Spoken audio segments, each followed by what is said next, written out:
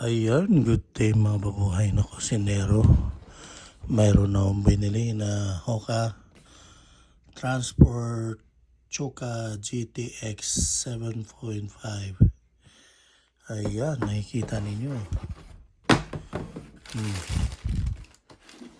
Ito yung sapatos na nabili. Maganda siya, high cut.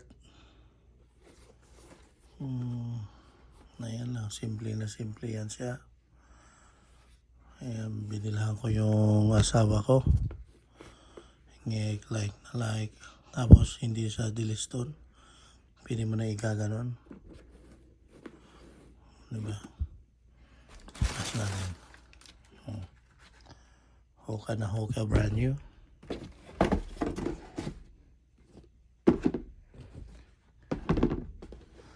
Ayan, ano masasabi ninyo mga mabuhay na kusinero?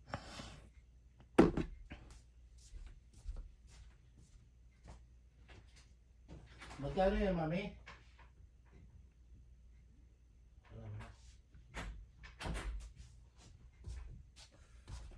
Ilagay na lang natin na 200 KD, 200 KD. Wala na ako sa quiet pala. Nangaro, kasama na yung tax, 240 times 41 ng palitan, 9,800 pala ito. Yan.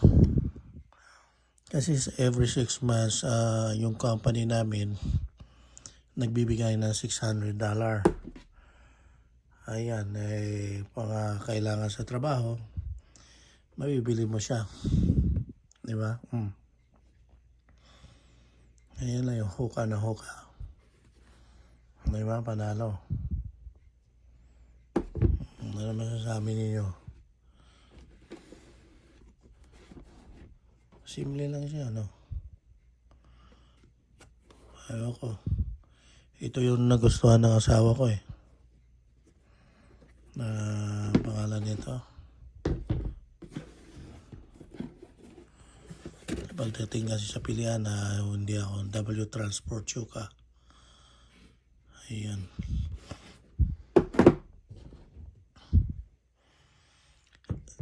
Mga tao dito, anong trip nila.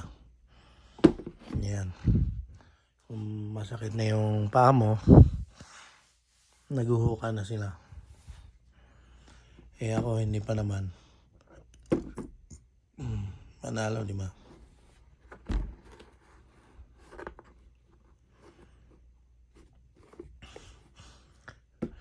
Suwabe sa suwabe. Ganun talaga pag nakahuka ka. Ang ganda rin ang presyo. Like na like. Yan o.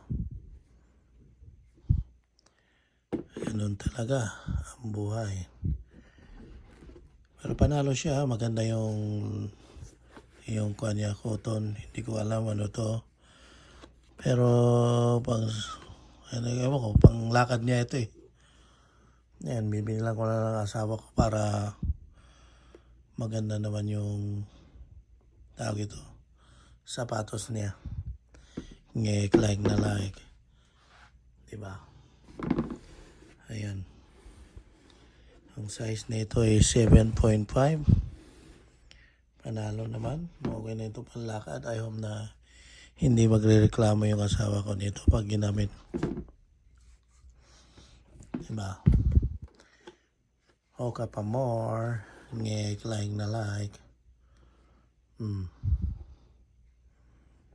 Hoka yan.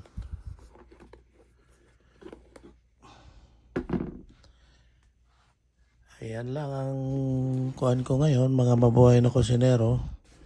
Medyo masakit yung lalamunan. Like na like. I love you guys.